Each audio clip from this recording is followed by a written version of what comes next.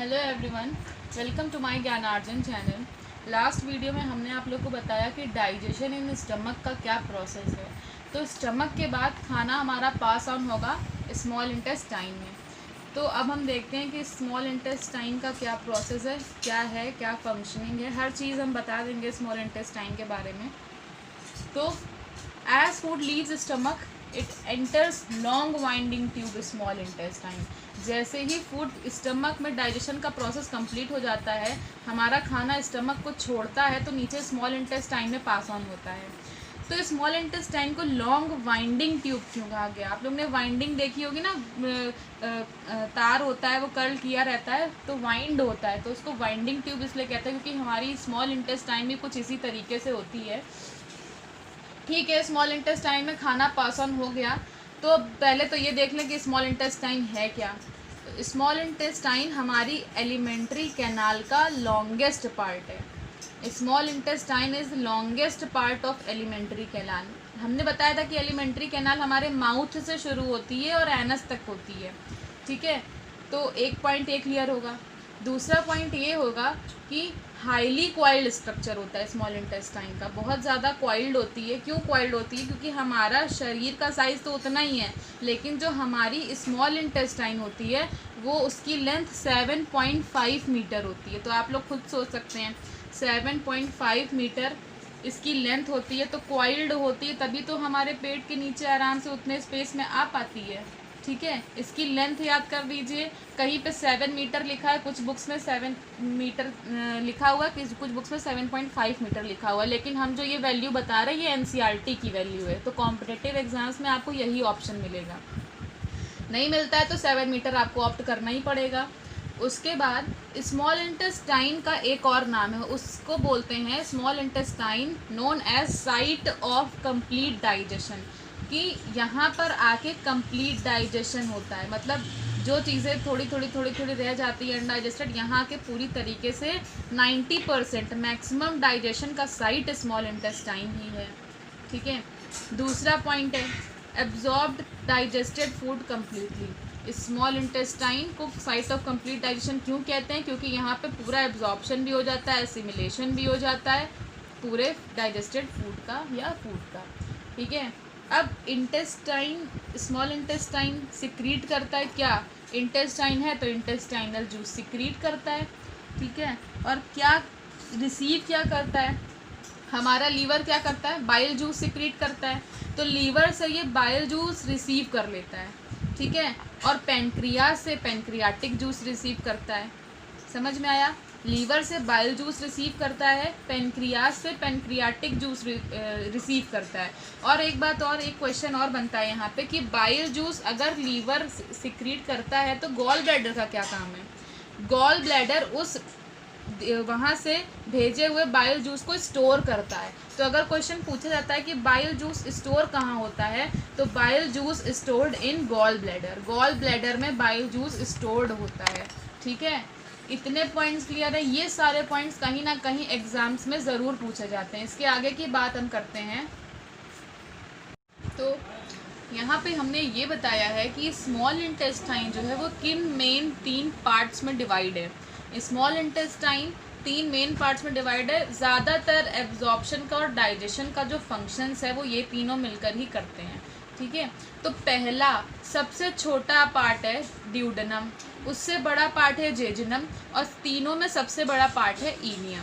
जब खाना सबसे पहले स्मॉल इंटेस्टाइन में आता है तो वो ड्यूडेनम में जाता है, ड्यूडेनम से पास होता है जेजुनम, एंड देन पास होता है फाइनली यहाँ पे डाइजेस्ट होता है, वो है इलियम।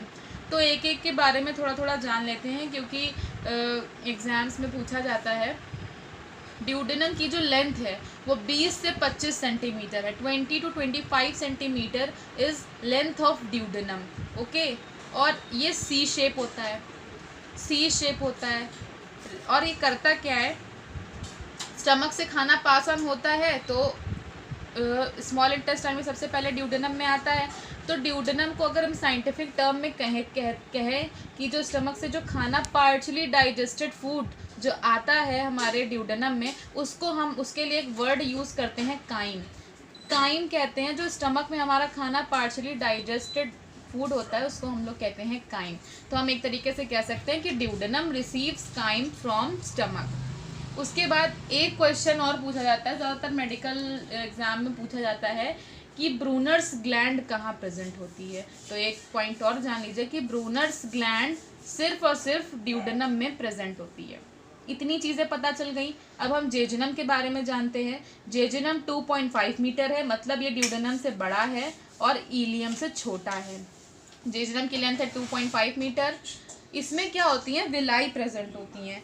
जो विलाई होती हैं वो ऐसे होती हैं, ऐसे फिंगर लाइक प्रोजेक्शंस होते हैं हमारी स्मॉल इंटेस्टाइन में, साइड में। ये फिंगर लाइक प्रोजेक्शंस जो होते हैं इन्हीं को विलाई कहते हैं। और ये क्या करते हैं, सरफेस एरिया एक लंबा सा तार है, उसमें उसको अगर हम ऐसे ऐसे ऐसे ऐसे फोल्ड कर दें, फिंगर टाइप में फोल्ड कर दें, तो वो कम स्पेस में आएगा। इसीलिए हमारी स्मॉल इंटेस्टाइन ऐसी होती है कि सरफेस एरिया इसका बहुत ज़्यादा लार्ज हो जाता है इन्हीं विलाई की वजह से। इसीलिए ये लेंथ में 7.5 मीटर होती है। ठीक है, तो ये विलाई जो हैं इनका मेन रोल है एब्जॉर्प्शन में। ठीक है, तो 2.5 metre in length, contain villi and muscular flaps for absorption. Next आता है इलियम। इलियम की लेंथ कितनी है, 3 मीटर्स। इलियम की लेंथ है 3 मीटर्स। तीनों में सबसे बड़ा पार्ट इलियम है, नाम छोटा है पर बड़ा पार्ट इलियम ही है। इलियम का क्या काम है, जो खाना स्टमक से पास हुआ ड्यूडेनम में आया, ड्यूडेनम में थोड़ा सा एब्जॉर्ब होता है, डाइजेस्ट होता है, फिर जेजुनम में आता है, जेजुनम में भी एब्जॉर्प्शन हो जाता है, फिर इलियम में आता है। इलियम में फाइनल न्यूट्रिएंट्स आते हैं जो यहाँ सबसे हर जगह से गुजर के आ जाते हैं। तो मेजर एब्जॉर्प्शन जो है वो यहाँ पे होता है। अब वो एब्जॉर्प्टिव प्रोडक्ट्स कौन कौन से हैं, vitamin B12 and bile acids.